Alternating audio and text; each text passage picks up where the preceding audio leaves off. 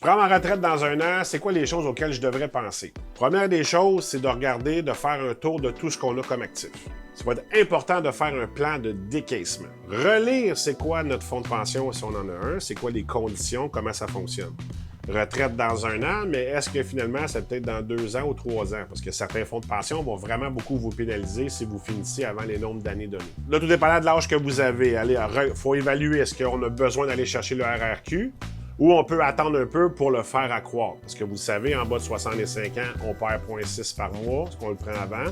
Puis en haut de 65 ans, on gagne 0,7 par mois à vie de rente.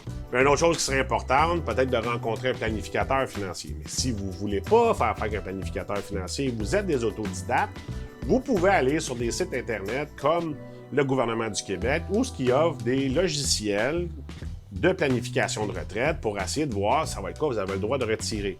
Mais la planification de vos décaissements, c'est hyper important parce qu'il y a des façons de sauver de l'argent. Puis l'argent que je parle, c'est de l'impôt.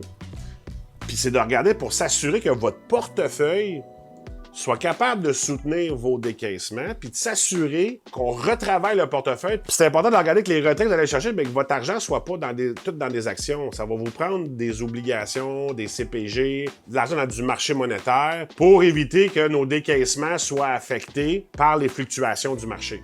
La meilleure réponse que je pourrais vous donner, c'est de rencontrer un professionnel. Si ça ne vous tente pas, il y a des sites en ligne où est-ce que vous pouvez faire vous-même votre planification financière. Faites un bilan de vos actifs, calculez vos besoins, rencontrez un planificateur financier, assurez-vous que le décaissement soit bien planifié.